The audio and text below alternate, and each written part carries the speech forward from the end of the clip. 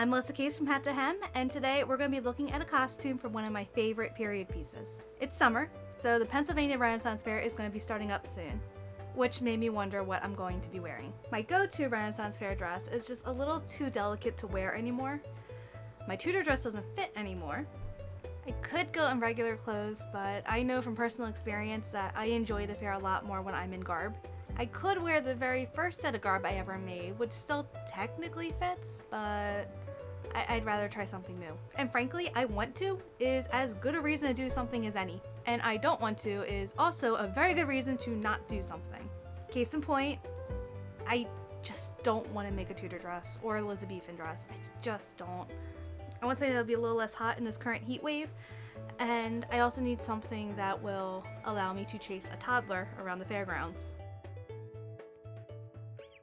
Then it hit me out of nowhere. I can make a dress from Ever After. If you've seen my costume drawing recommendation video, you know I love the movie Ever After. The costumes were done by one of my all-time favorite costume designers, Jenny Bevan. She's amazing. I love pretty much everything she does, and all of the costumes in this movie are just stunning. As an adult, Danielle wears 6 costumes in the movie. Her golden olive court gown, her blue brocade library gown, her red velvet ruins gown, her amazingly detailed brief gown, and her princess dress, which seems to be almost like a combination of all the other dresses worn in the movie. You see it too, right? No? Like the velvet and the brocade and the color? No? Okay. Maybe it's just me. And then there's the dress that I'll be making, her work dress. This is her main dress throughout the movie, and despite it not being made out of fine fabric, I love it just as much as the others. Except for the brief gown, but that's in a category unto itself. This dress was possibly inspired by this 1895 painting by John William Waterhouse, and this portrait of Bianca Marie Sforza? I totally looked up how to pronounce it before I shot this video, and I couldn't get my tongue around it. I'm really sorry. This is the spelling. I tried. I really did look it up, so I'm sorry if I mispronounced that. Oh, by the way, let me know in the comments which of those costumes was your favorite. As you know, my favorite's the brief gown, but I've heard cases for pretty much every dress in this movie, and I like knowing what people like. The first layer of the work dress is a chemise. It has a wide gathered neckline with a center front opening that ties closed. I can't tell if the chemise has a separate band going around a ½ inch in from the neckline, or if that's just the gathers. I'll experiment to see which looks best. The chemise is full length, falling nearly to the ground. The sleeves are very full and gathered into a band that ties closed at the wrist.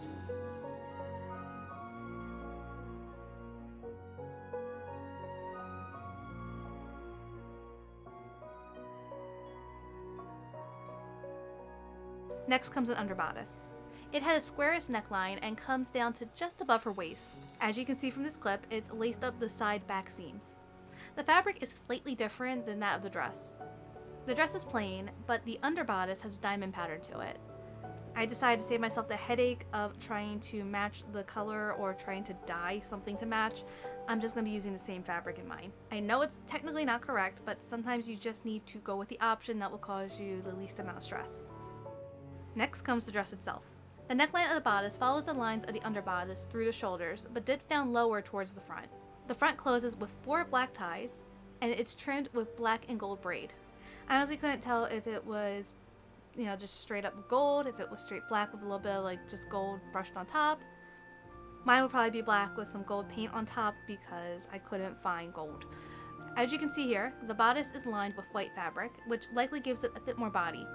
It also looks like the skirt has an opening just off center of the front. The sleeves are in 2 parts, tied to the bodice at the shoulder in at least 2 places, and tied to each other at the elbow. The upper sleeve comes up higher towards the shoulder and then swoops under her arm. It appears the lower sleeve isn't shown completely shut, but is tied at the wrist. The bottom of the chemise sleeve makes a little puff at the bottom. At first I thought it was actually a little ruffle, but then I noticed that it's just the fullness of the sleeve is just pulled out to make a little puff. The sleeves are removable, and she spends a good portion of the movie without them. Okay, let's talk color.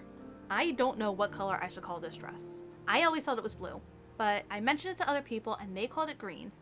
I guess it might be teal? Maybe? The fabric I ended up with is a blue gauzy material. I considered dyeing it, but I was concerned I wouldn't be able to get an even color, so blue it is. I've been reassured by a few friends that people will get who I'm trying to be regardless of the shade. And the people who don't get it likely wouldn't have gotten it anyway if it had been the correct color.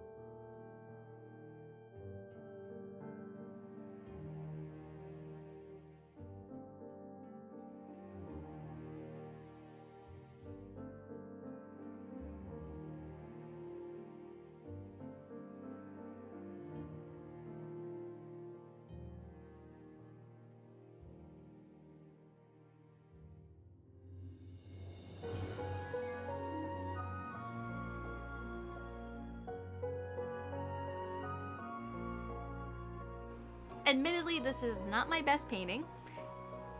It's been a while since I painted, and I didn't have a ton to work with since the dress is mostly just white and one single shade of blue. Blue-green. Bluish green?